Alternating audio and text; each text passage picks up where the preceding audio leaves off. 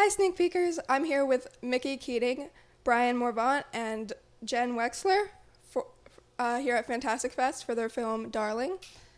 My first question for y'all is, how did the idea develop? Like, what interested you about the concepts of madness and hallucination?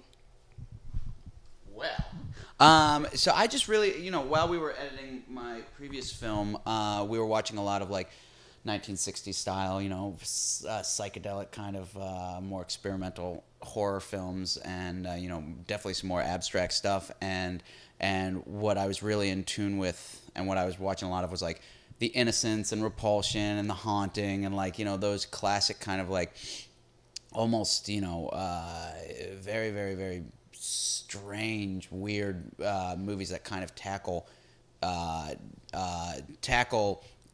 madness in a way that could be supernatural. Okay, Brian, how about you tell me about your character, the man? That's kind of ominous sounding, I think. Who is he? It is. Man. He's the man, the one everyone talks about, the man. High five. It's actually perfect that you said it's kind of ominous sounding, because the film follows Lauren Ashley Carter's Darling, and it's very much her journey. Mickey describes it in many different words, but one of the words Mickey uses a lot is if it's a nightmare.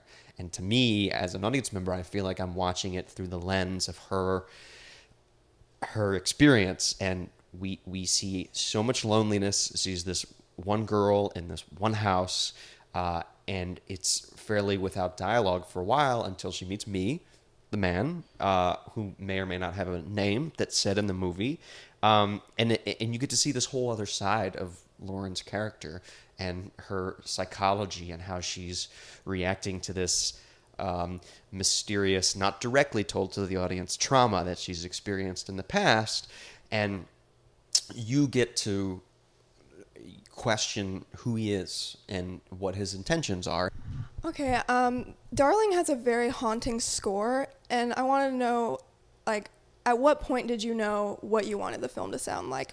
What role did music play in, like, the development of your ideas and everything? Yeah, so I work with the same composer on every movie. His name's Giona Ostinelli, and he is just a madman. And so from the very early stages, we talked about, I write to music, and music's a tremendously important part, and sound in general in my films. And so when we started talking about it, we knew that it had to toe the line somewhere between, we talked about Eraserhead a lot. We talked about the Silent Hill video games, but also we talked about Robert Altman's Images, which has the most bizarre, insane soundtrack done by an experimental noise composer back in the 70s, but John Williams provides some of the regular score to it, and the combination of that classical, John Williams type sensibility combined with just noises of just like, water tubes and stuff like that, that's what we really tried to capture. All right, guys, well, thanks for talking to Sneak Peek. It was great meeting y'all.